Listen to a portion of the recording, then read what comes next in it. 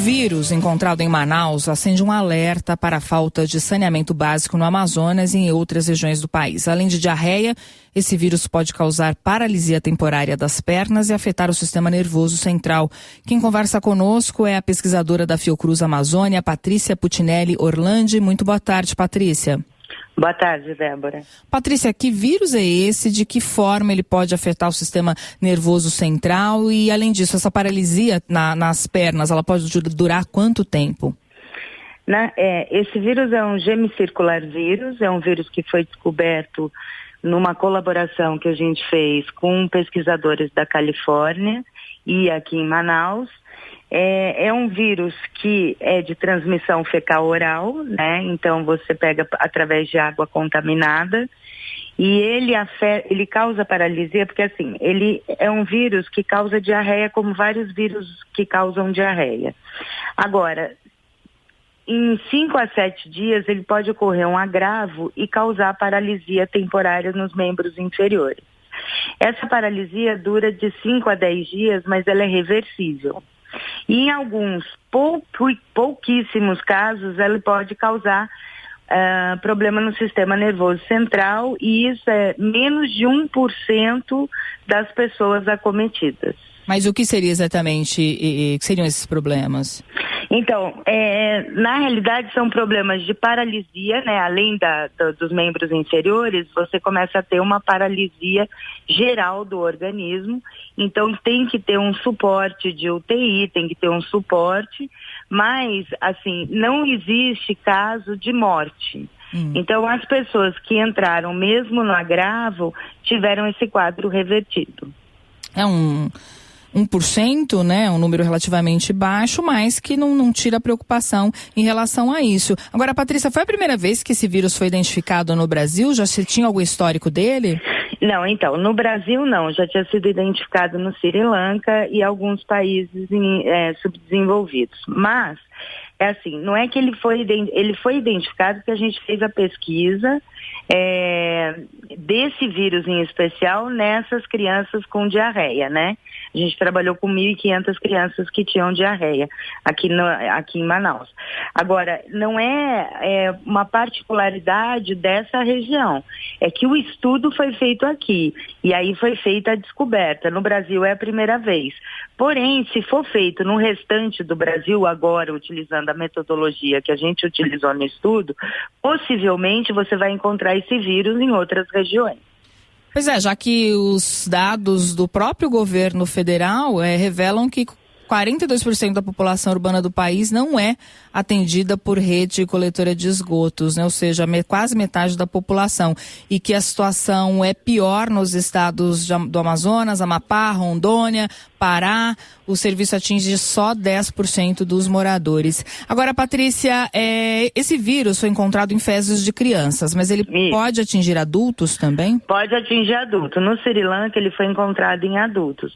Você citou Rondônia, eu fiz um trabalho há 15 anos atrás em Rondônia, mas a gente ainda não tinha feito um trabalho a respeito desse vírus, porque a descoberta foi agora.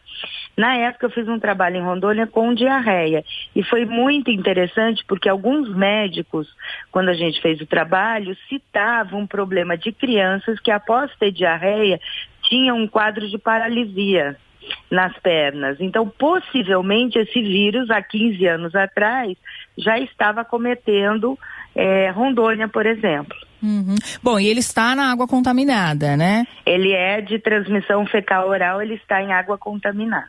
Mas toda água contaminada pode conter esse vírus? Ou ele pode agir de formas diferentes? Ou ele causa paralisia em situações associado a alguma outra coisa? Então, isso ainda a gente não conseguiu. Como é um vírus novo, a descoberta se deu ano passado, então a gente ainda está pesquisando, né? Mas, assim, esse vírus, como a transmissão é fecal-oral, ele realmente ele surge do problema de saneamento básico em relação à água contaminada. Então, a única forma de passar esse vírus é de maneira fecal-oral, tá? E o veículo é a água, né, no caso.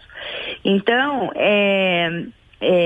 esse vírus, assim, O agravo dele ainda está sendo pesquisado, porque assim, tem crianças que sofrem essa paralisia e tem crianças que não sofrem. Então, isso é uma pesquisa ainda que está em desenvolvimento para ver o que, por exemplo, se a criança que sofre essa paralisia, ela está acometida por outro patógeno, por exemplo, ou ela tem uma imunossupressão por ter um problema de saúde básico. Então, isso tudo ainda está sendo pesquisado.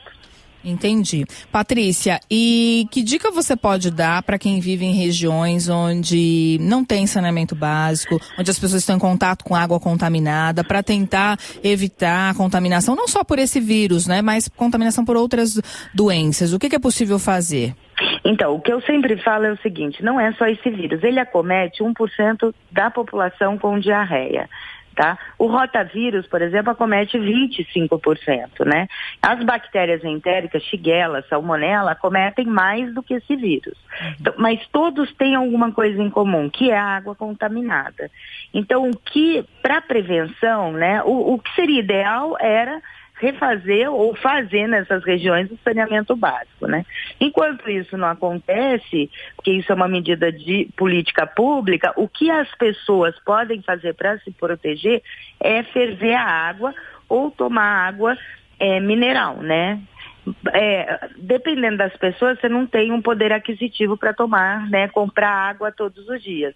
A melhor coisa é ferver a água. Fervendo a água, você vai ter a eliminação de vários vírus entéricos, inclusive o gemicircular vírus, assim como enterobactérias.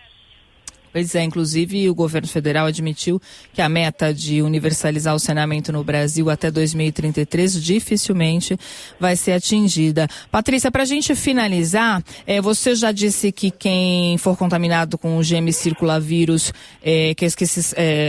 essa paralisia, ela é reversível, né? Mas qual é o tratamento? Como é que a pessoa... Então, na realidade, o que acontece é assim, quando você tem uma simples diarreia, você faz hidratação, né? Oral.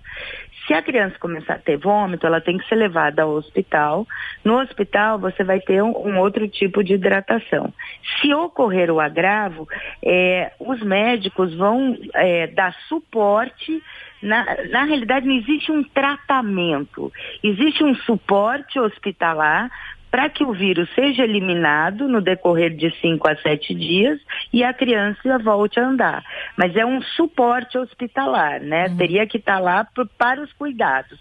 Mas não existe uma medicação que vai eliminar esse vírus mais rápido, entendeu? Tem que esperar o decorrer da eliminação do vírus lá através da diarreia, que é assim que ele é eliminado, e depois de 7 dias tem a reversão do quadro. Tá certo. Muito obrigada pelos esclarecimentos. Uma boa tarde para você. Boa tarde. Nós conversamos com Patrícia Putinelli Orlandi, pesquisadora da Fiocruz Amazônia.